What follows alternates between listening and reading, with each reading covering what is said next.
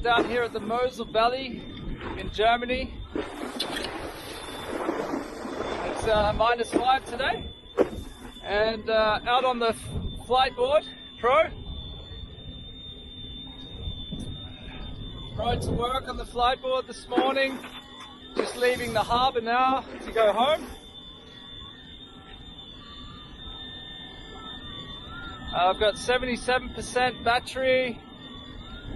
Underneath I'm using a Flight Cell Explorer, and I need to travel about 12 kilometers to get home, but it shouldn't be a problem.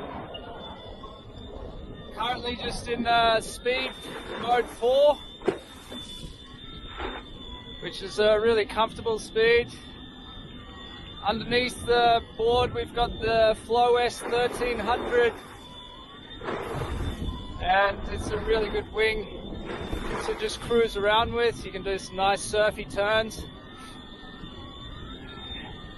Just going to push it up to 5, a little more speed. Finally some sun.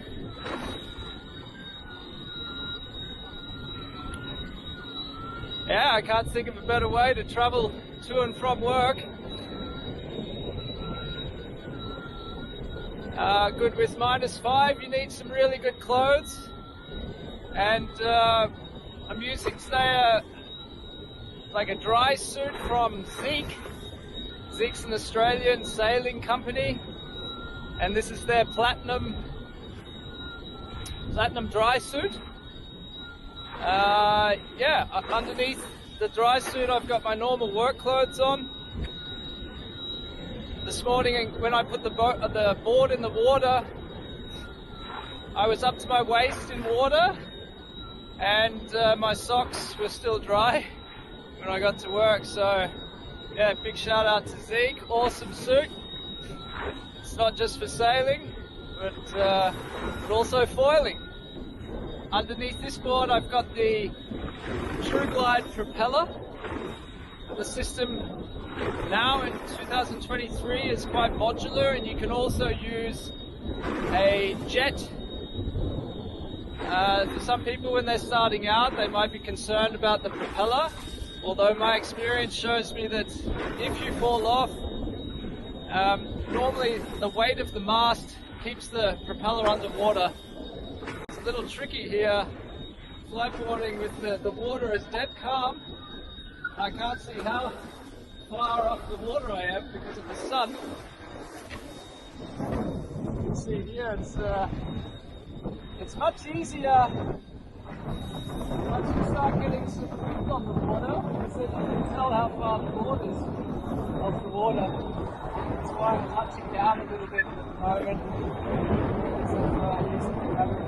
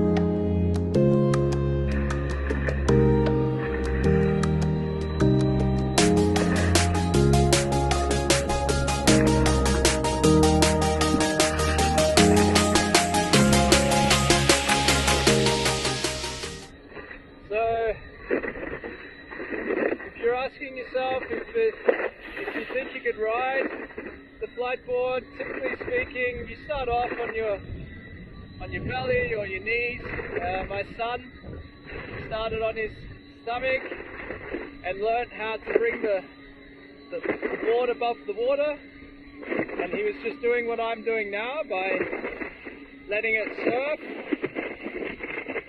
then bringing it up off the water, then bringing it back down and surfing, and then he progressed to his knees, and then within 2 days he was standing. So definitely something everyone can do.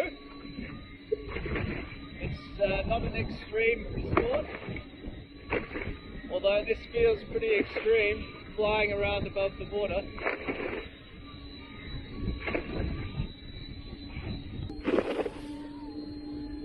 On the 2023 boards, there's lots of different options at the moment with regards to colours,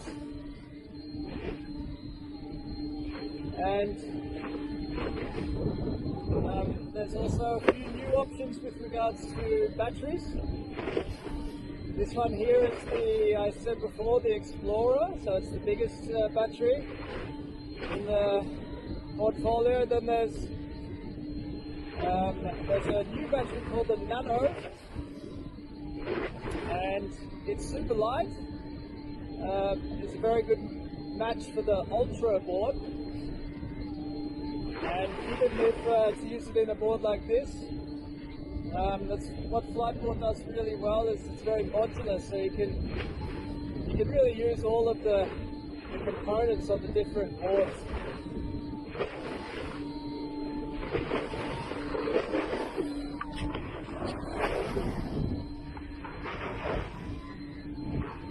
The Nano battery will give you about 45 minutes of ride time or flight time.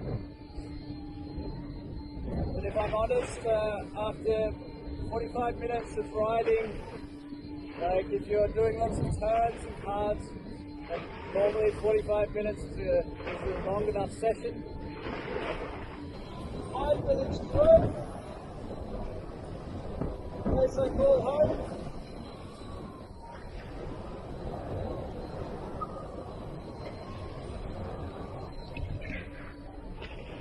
Absolutely gorgeous.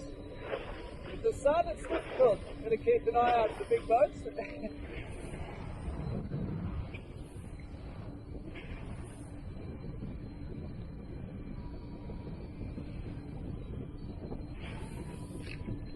Woo!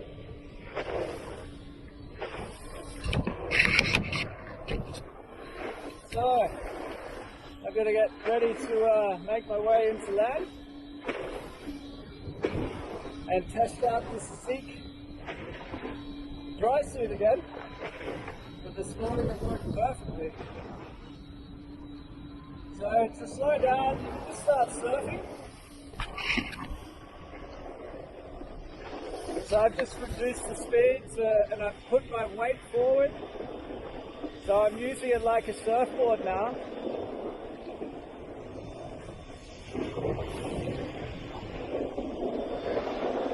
I just got a message saying my board battery is at 50%, so no risk there.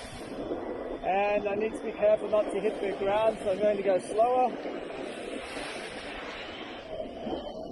And just make my way into shore, down to 3. Go as far as I can so I don't get too wet.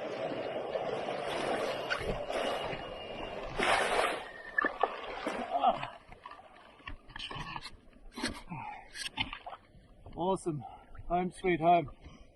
So I'm going to get off the board, guys. Fliteboard, well done, such a good product. Thank you for getting me home safely and with so much fun. Fantastic. Okay, see you guys.